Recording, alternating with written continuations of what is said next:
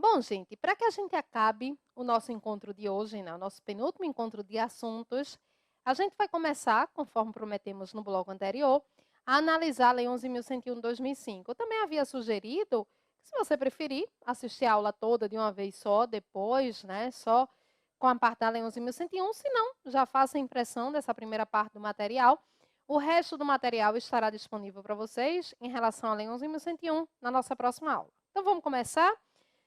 Como eu disse anteriormente, não sou eu, mas assim, os próprios autores, quando fazem os seus livros e tudo mais, a gente não consegue explicar essa lei seguindo a sua ordem de artigos. Porque o legislador disciplinou-a lá do jeito que achava conveniente, mas também, didaticamente, a gente acha que é melhor uma outra ordem, como a gente vai te sugerir aqui. Mas a gente vai começar do artigo 1º. O artigo 1º, ele vai tratar justamente do objetivo da nossa lei. Não tem grandes coisas para a gente depreender dele, não, mas só para a gente saber que essa lei, ela trata da falência, e eu vou lhe dizer logo o seguinte: grande parte da nossa lei é sobre falência. Ela trata do Instituto da Recuperação. Enquanto que a falência, ela só pode ser decretada por sentença, a recuperação, por sua vez, ela pode se dar tanto toda desenrolada perante o judiciário, recuperação judicial, mas ela também pode ser a recuperação do tipo extrajudicial. Tudo isso vai ser tratado por essa lei. Se você se formou há muitos anos e, de repente, está voltando a estudar agora, está realmente começando do início, recomeçando, talvez você tenha estudado ainda essa lei com base no decreto da década de 40, e aí a gente tinha uma lei que tratava acerca de concordata. Né? Já era um instituto muito fadado ao fracasso, já era um instituto até que etimologicamente, quando você dizia assim, tal empresa abriu concordata, pronto, danou-se. Né? Essa expressão bem recifense aqui, danou-se. Ninguém queria mais contratar com a empresa, ninguém queria fazer mais nada, e aí a tônica dessa nossa lei atual, de vez em quando ainda sai assim, sem querer, a nova lei de falência, porque passamos tanto tempo com a lei anterior que de vez em quando ainda sai. A tônica dela, gente, é da recuperação da empresa. A ideia do legislador, a exposição de motivos dessa lei, é dizendo que a empresa, como a gente vai ver no próprio artigo 47, mas depois a gente chega lá sobre recuperação, a empresa ela tem uma função social, ela tem uma função para o próprio governo, tá? E para a própria sociedade em si. Então, sempre que for possível, vai ser deferida, deve ser deferida a recuperação. Só havendo a decretação da falência em último caso. Como não tem mais nada para recorrer, aí deve haver a decretação da falência. Na prática, isso não tem funcionado muito assim, não, mas deixa para lá. Vamos em frente. Uma outra coisa, antes da gente começar, para eu já ir lhe mostrando, e você já ir se ambientando, é o seguinte. Nessa nossa lei, ela está dividida em 3 grandes partes. Existem empresas que entram em recuperação e conseguem efetivamente se recuperar e conseguem sair aí quase sem nenhum arranhão. Existem empresas que já incorrem de logo em falência. Gente, como eu te disse anteriormente, em algum momento eu devo ter feito esse comentário. Direito empresarial é uma das disciplinas mais difíceis de você ensinar para concurso. Eu vou te dizer, não é porque a disciplina é difícil, não é nesse sentido que eu quero dizer.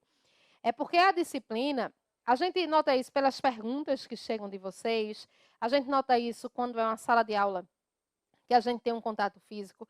É uma disciplina que a gente tem um desnível muito grande, em geral. É diferente de, por exemplo, constitucional, de penal, de outras disciplinas, né? Que todo mundo tem mais ou menos o mesmo nível. Mas aqui não. Então, por isso que a gente precisa tratar de todos os aspectos. Mas eu quero que fique claro para você que não necessariamente a recuperação ela é um procedimento anterior à falência. Tá? Não. A empresa, para ela ser decretada falida, ela não tem que ter passado por uma recuperação. Ô, professora, e ela vai ser decretada falida da noite para o dia? Não. Porque ela vai ter tido um estado de insolvência. Ela vai ter tido outros requisitos que a gente vai falar. Mas o que eu quero que fique claro para você nesse momento é, não precisa passar por recuperação para ir para falência. Pode ir só para recuperação e conseguir. Pode já, de cara, ser decretada falida, nos termos dos requisitos que veremos. Por outro lado, para você já ir se habituando à nomenclatura legal, a empresa pode estar em recuperação, não conseguir cumprir o seu plano, que ela mesma propôs, e aí haver olha a palavrinha aqui para você ficar íntimo dela, haver a convolução da recuperação em falência. Convolução nada mais é do que transformação da recuperação em falência. Por isso que eu lhe disse que essa nossa lei está tratada em 3 grandes pontos, são esses pontos que aqui estão. Gente, vamos começar. A gente vai começar aqui com um conceito, e é um conceito assim até relativamente simples, mas é um conceito que a partir dele a gente pode tirar várias informações. E aqui eu vou fazendo isso com vocês. Eu vou guiando. A maioria das coisas vamos falar, mas é uma lei de mais de uma centena de artigos. Algumas coisas eu vou falando, outras eu vou guiando. Aí a sugestão que eu dou a você é a seguinte, a gente já vai começar agora. Depois que você assistir a aula, você sabe que assistir a aula é só um pedaço importante, mas é um pedaço, né? Você tem que estudar, todo mundo sabe disso. Faça as anotações, vai escrevendo os artigos, gente. E depois, quando você parar para estudar, estude da maneira que eu for te indicando os artigos. Acredite, né? É quase uma franquia aqui que eu estou sendo para você. Já vi que isso deu certo. Então, quando for estudar, segue nessa ordem. Então, vamos lá? Vamos lá. Eu vou utilizar aqui como exemplo João, empresário individual, tá? De uma empresa, sei lá, do ramo de bares. João tinha muitos amigos, e aí quando você tem muitos amigos e tem bares, normalmente o bar vai falir, tá? Porque é muita gente pro fiado. Então ele era empresário individual, mas infelizmente, gente, a empresa quebrou. A empresa foi, numa expressão mais antiga, a bancarrota, tá? Não sei se você já ouviu falar dessa expressão. O que é esse processo de falência? Vamos ver aqui. Falência é um processo de execução coletiva. Essa é a primeira informação que a gente vai depreender do conceito.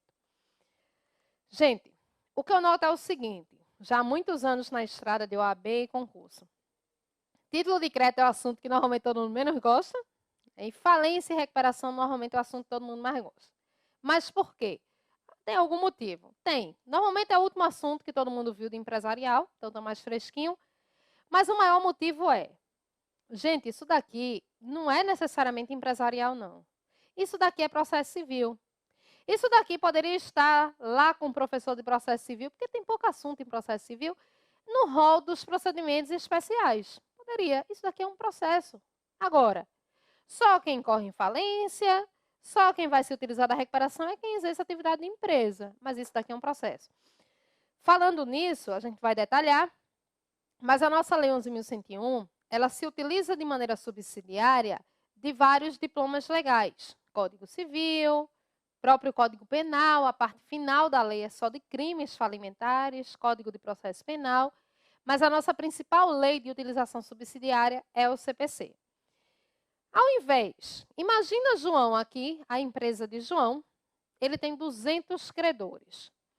Imagina, gente, um monte de credor achando, querendo ir atrás do seu crédito, entrando com execução singular no judiciário. A gente ia abarrotar ainda mais o judiciário. A gente ia ter a possibilidade de decisões conflitantes entre si. Não, não, não. O legislador disse, vamos arrumar isso. Ao invés de a gente ter um monte de execução individual, vamos fazer uma execução coletiva. Portanto, isso é um processo. É um processo de execução, só que é contra a empresa. A gente vai fazer o seguinte. Primeiro vamos falar de falência. No meio, falência e recuperação. E depois, no final, só recuperação. É um processo de execução coletiva, porque aqui, o que se dá, o que se instala é o chamado juízo universal de falência, onde são atraídas para cá praticamente todas as ações contra aquela empresa. Mas espera aí, praticamente, porque eu tenho exceções. As principais exceções de ações que não são atraídas para cá. Quando envolver competência de justiça federal, porque por óbvio aqui, né, eu estou dentro da justiça estadual, justiça do trabalho, claro. E também, gente, as exceções constantes do artigo 5º, incisos 1º e 2º. Todos os artigos que citarmos são artigos dessa lei. Pronto. É assim que a gente vai fazer para você. O artigo 5º eu não vou parar para lê-lo, mas aí quando você for estudar, vocês vão ler que exceções são essas que não são atraídas pelo juízo universal de falência. Vamos em frente? Vamos. O que é que acontece aqui? Para a gente verificar agora, né, a gente vai realmente dissecando esse tipo de processo, esse tipo de conceito. O que é que vai acontecer aqui? Todos os bens do falido são arrecadados para uma venda judicial forçada. Então, aqui eu vou colocar o ponto 2 e vou dizer que os bens que a empresa tenha serão vendidos para que sejam transformados em dinheiro. Esse ato de transformar bens em dinheiro se chama de realização do ativo. Então, observem aqui. Professora, diga aí o que é realização do ativo. Esse conceito aqui. O ato dos bens serem levados para serem transformados em dinheiro. A isso se chama realização do ativo. Daqui a pouco eu entro em realização do ativo. Deixa eu terminar o conceito. Para quê, gente? Para uma coisa. Para o objetivo do processo de falência ser cumprido. Qual é o objetivo do processo de falência? Está aqui. O objetivo é que haja o pagamento proporcional dos resultados entre os credores, de acordo com a rigorosa ordem de classificação de créditos. O objetivo do processo de falência é o que chamamos de máxima satisfação possível dos credores. A gente vai falar de um monte de princípios, já falei de um, né, quando eu expliquei a própria razão de ser da lei, o princípio da preservação da empresa. E agora eu estou falando de outro. O princípio que rege a falência é o princípio da máxima satisfação possível dos credores. Ninguém aqui é criança, por mais que você não tenha até intimidade com o direito empresarial, mas eu tenho certeza que todo mundo sabe que nesse processo os credores não vão receber tostão por tostão. E eles vão receber, não é de acordo com o que o juiz quiser, não. Eles vão receber de acordo com a rigorosa classificação de créditos. Que aconteça o que for, vocês vão ter que decorá-la. Mas eu vou mostrar bem direitinho para vocês como vocês vão decorá-la na próxima aula, tá? Mas o juiz não vai mandar pagar do jeito que quiser, e sim de acordo com a rigorosa classificação de créditos. A gente vai ver que tem uma lista com 5 credores, uma lista com 8, 83. Mas depois a gente chega neles. Esses dias eu estava dando até uma aula presencial da OAB, aí o aluno disse, professora, em que ponto, né? A que ponto chega essa lista de pagamento de credores? Isso é bem variável, né, gente? Às vezes não sai do ponto 1, né? Infelizmente, processo de falência no nosso país, eu ri porque não fui eu, né? Fui má agora com essa risada. Às vezes o processo de falência acaba sendo um processo de uma grande enganação. Conceituada a falência, vamos falar de realização do ativo. Então, observem o que eu disse a vocês. Falei do artigo 1º, falei do artigo 5º. Agora eu já vou dar um pulo, porque nesse conceito eu falo de realização do ativo, então eu vou para lá. Observa aqui. A realização do ativo, que é esse ato dos bens serem transformados em dinheiro, haverá uma ordem para esses bens serem vendidos. Deixa eu pegar aqui. Haverá uma ordem descrita no artigo 140, uma ordem de preferência a qual o juiz está vinculado, tá? Ele tem que vender os bens dessa maneira. Em primeiro lugar, o que é que ele vai tentar fazer? Alienação da empresa com a venda de seus estabelecimentos em bloco. A primeira tentativa, gente, é do que a gente chama, tem uma expressão popular sobre isso, venda de porteira fechada. Já ouviram falar? É vender a empresa, é vender tudo, é vender todo o estabelecimento empresarial com tudo que tem dentro, matriz, filiais e tudo mais. Por quê? Se eu tenho uma falência de uma grande empresa e eu tenho outra interessada em adquiri-la, se ela quiser comprar o bolo de uma vez só, é muito melhor. Porque isso vai valorizar aquela venda, isso vai facilitar o andamento do processo, isso vai agilizar, que é um problema nesse processo. Então, a primeira tentativa é vender tudo para um único interessado. Mas, às vezes, não dá. Às vezes, você tem uma falência de uma empresa muito grande, não tem quem esteja disposto a adquiri-la. Aí, vai para o 2. Primeiro, tenta-se um 1, se não o 2, se não o 3, se não o 4. O 2 é alienação da empresa, se tentando vender suas filiais isoladamente. O 3, alienação dos bens em bloco do devedor. Por exemplo, né, uma empresa aqui como essa. Eu vou tentar vender os bens em bloco. Um lote de câmera, um lote de computador, vou tentar vender os bens em bloco. Mas se eu não conseguir nem o 2, nem o 3, também, né, o que é que você vai fazer? Não vai ficar com os bens ali parados, você precisa vendê-los. Bom, se não tiver o que fazer, os bens vão ser vendidos de maneira individual. Gente, existe um outro princípio. As provas, principalmente quando chegam em fases subjetivas, envolvendo direito empresarial, elas gostam muito de princípio. Existe um outro princípio sobre a realização do ativo que se chama da maximização dos ativos. Tá? Eu sempre gosto de traduzir esse princípio numa linguagem bem nordestina. Não sei se vocês já ouviram a expressão goela. Goela é o pescoço, tá certo? Que a gente chama aqui. Pisou na goela de fulaninho, quer dizer, sacrificou o camarada. Aí, assim, se fosse bem nordestinês, a gente dizia, não é porque o camarada está no chão que você vai pisar na goela dele. Tá? É isso que quer dizer o princípio da maximização dos ativos. Mas vamos traduzi-lo agora de um sentido técnico. Significa, gente, que a venda a ser feita, a venda dos bens a ser feita, sempre deve ser feita maximizando os ativos. Sempre deve ser feita da melhor maneira possível. Porque ninguém aqui na lei está interessado com a empresa falida, não, mas está interessado com os credores. Quanto mais bens vendidos, no valor melhor, mais credores você vai ter pagos. Então, é uma questão de lógica, tá? Chama a tua atenção para o seguinte. A realização do ativo, ela começa ali na nossa lei no artigo 139. Mas tem uns artigos que eu escolhi aqui, que são realmente os artigos mais relevantes. Vem para cá para eu te mostrar o seguinte. A ordem de realização dos ativos, que é o artigo 140, ela precisa ser rigorosamente obedecida. Isso daqui, o próprio juiz precisa seguir. Isso é uma seta, tá? Por mais que possa não parecer. Já a forma de realização do ativo é uma opção. O juiz, ouvido o administrador judicial e atendendo a orientação do comitê, se houver, vai se ordenar que se proceda à realização do ativo em uma das seguintes modalidades. Então, vou te dizer de novo. A ordem, como os bens vão ser vendidos, isso é uma ordem. Não tem como fugir disso daqui. Vou virar. A forma é uma escolha. Uma escolha que vai ser feita pelo juiz, ouvido o administrador e o comitê quando houver. Não se preocupa. Depois eu vou dizer quem é administrador, quem é comitê, mas não vamos misturar aqui as estações. Vamos falar dessas possibilidades de venda. Quais são elas? Leilão, que é normalmente o que acontece, proposta fechada ou pregão. Em qualquer das modalidades, você vai ter a intimação do MP, pessoalmente, sob pena de nulidade.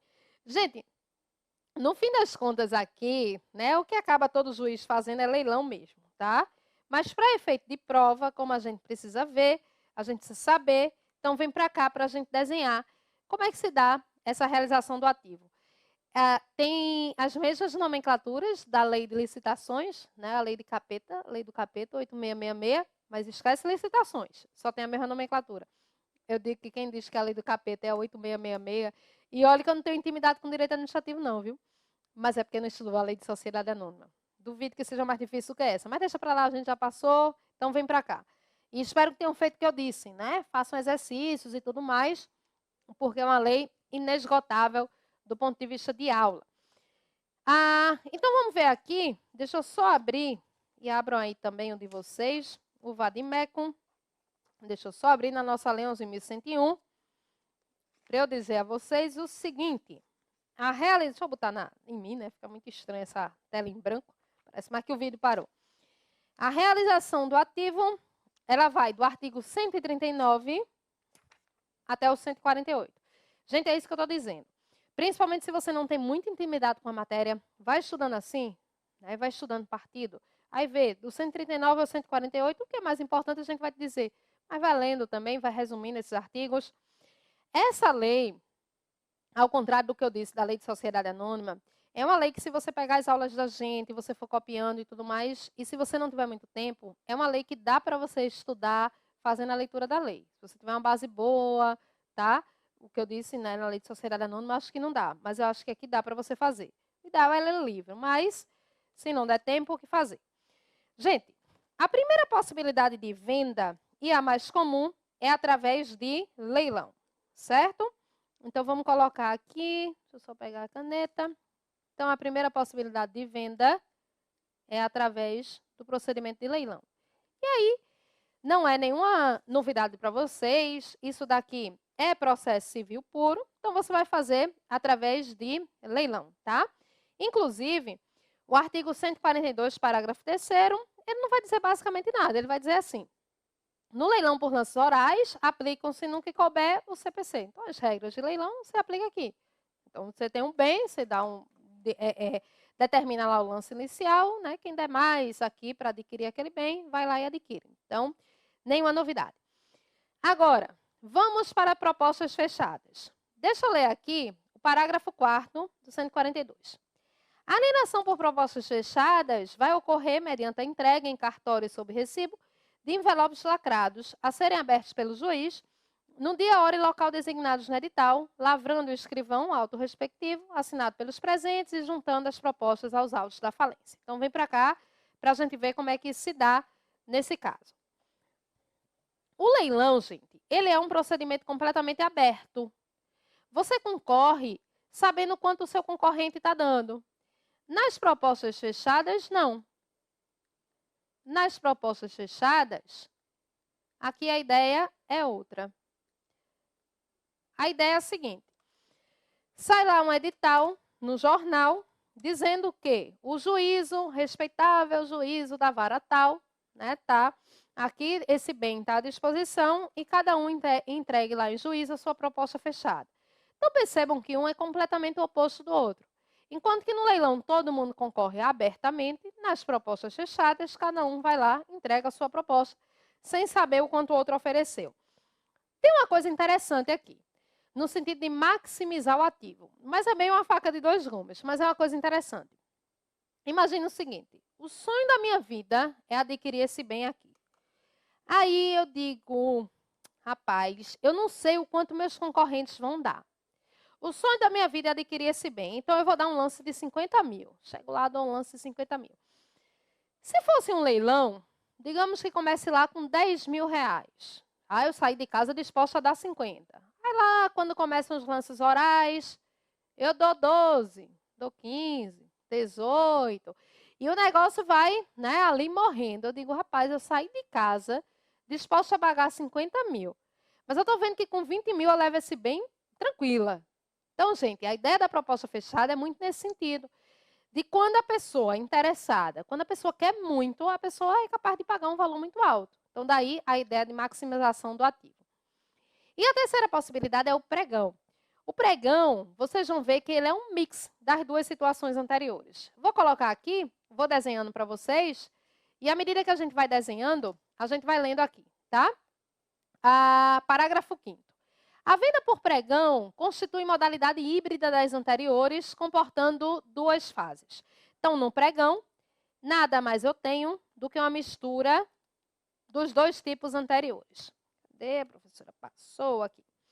Então, no pregão, a possibilidade aqui é de misturar os dois tipos anteriores. Na primeira fase, as partes entregarão em juízo as propostas fechadas. Tá aqui. Elas entregam em juízo. Digamos assim, eu vou colocar com exemplo, que acho que fica muito mais fácil para entender. Eu tenho 5 pessoas interessadas e elas oferecem os seguintes valores: A70, B80, C100, D95, E97, tá? Elas ofereceram aqui. A professora, então você ganhou. Não, gente, porque não é proposta fechada, é pregão. O que é que vai acontecer aqui? E aí você valendo justamente o inciso 2º. O leilão por lances orais de participarão somente aqueles que apresentarem propostas não inferiores a 90% da maior proposta ofertada na forma do parágrafo 2º desse artigo. O que é que vai acontecer? Vê só. Agora, esse valor oferecido inicialmente vai ser o valor determinante para que essas pessoas ingressem ou não na segunda fase. A segunda fase é a fase de leilão. só irão ingressar na segunda fase aqueles que ofereceram pelo menos 90% da maior proposta. Quer dizer, A e B estão excluídos. E a história mais interessante daqui é que o valor da abertura do leilão será o da proposta oferecida pelo maior valor. Então, a partir de R$100, eles vão começar aqui a disputar. Então, esse é o caso do pregão. Então, repito, o 140 é uma ordem estabelecida em lei, da qual não se pode fugir. O 142 são as possibilidades em que o juiz, ouvido o administrador, o comitê, pode escolher aquela que acha mais conveniente, que acha melhor ali para a maximização do ativo. Queria chamar sua atenção para a disposição do artigo 141, inciso 2º. Gente, vê só. Imagina você indo arrematar uma empresa nessa condição, a empresa falida, toda aquela confusão e tal. Você ia querer arrematá-la se essa empresa fosse para você, com todos os débitos, um imóvel, o que quer que seja. Se ele fosse para você com todos os encargos trabalhistas, se for o caso, né, da empresa em si, dos tributos em relação ao imóvel, enfim, deixa eu dar um exemplo mais claro. Eu fui falando tanto, né? Imagina você quer arrematar um imóvel pertencente a uma empresa dessa falida. Você ia querer com todos aqueles débitos que ele tem. Esse foi um dos pontos que não existiam na lei anterior, em que mereceu muitos aplausos de nossa doutrina, que é o inciso 2º do artigo 141, que ele diz: o objeto da alienação, ele vai estar livre, gente, de qualquer ônus e não haverá sucessão do arrematante nas obrigações do devedor. Sejam elas de natureza tributária, trabalhista ou acidentária. Isso é o tipo de pergunta que pode aparecer em vários ramos do direito, trabalho, tributário e por aí vai. Então, a princípio, se eu arremato, tem até uma exceção para isso no inciso 2º, que é quando a arrematação é feita por parente e tal. Mas pela regra do inciso 2º em si, a princípio, quando eu arremato tudo limpo. É uma forma de estimular a arrematação desses bens, tá? Ô, professora, e os credores, né, daquela empresa anterior, da empresa falida, vão ficar num prejuízo? Não. Os credores vão continuar lá se engalfinhando, literalmente, na ordem de pagamento dos credores com a empresa falida. Mas eu que arremato não tenho nada a ver com isso. É uma forma de você fazer essa transferência de maneira limpa, sem nenhum débito. Só para a gente terminar, deixa eu sair aqui, né, da frente de vocês, para a gente ir encerrando por hoje. Mas a gente tem muita coisa ainda para falar sobre falência. Não se preocupem, que é um assunto que a gente vai ver assim, bem detalhadamente. Então, só para a gente terminar, aqui um outro artigo, 143. Em qualquer das modalidades de alienação que são referidas no 142, poderão ser apresentadas impugnações por qualquer credor, por devedor, pelo devedor, que é a própria empresa, o empresário, a sociedade empresária, ou pelo Ministério Público, no prazo de 48 horas da arrematação, hipótese em que os autos vão ser concluídos ao juiz, que no prazo de 5 dias, ele vai decidir sobre as impugnações. Julgando-as improcedentes, ordenará a entrega do bem ao arrematante, respeitadas as condições estabelecidas no edital. Então, gente, pode haver impugnação, como a gente está vendo aí. Eu sempre estou colocando o Ministério Público em azul, não é por nada não, tá? É só para você, assim, o que a gente tem hoje em dia, na comparação com a lei anterior, o Ministério Público ele participa muito menos dessa lei atual do que ele participou na lei de antigamente.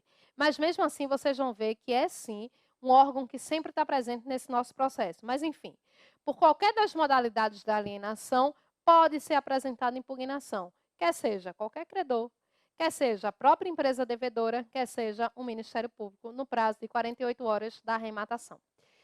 Bom, gente, como aqui, daqui para frente, a gente vai entrar nos requisitos da falência, ou pressupostos da falência, que são 3, como a gente vai ver, e aí a gente vai emendar com o nosso próximo material. Vou parando hoje por aqui, certo? Tem bastante coisa para vocês estudarem. Qualquer dúvida aí, mandem notícias, mandem um sinal de fogo, ou pelo nosso Instagram, @Renata de Lima Pereira, ou pela nossa central de dúvida, como vocês preferirem, tá certo? Mas vão dando notícia que a gente vai se falando. Então, a gente fica por aqui por hoje e na nossa próxima aula a gente termina o nosso conteúdo. Até lá!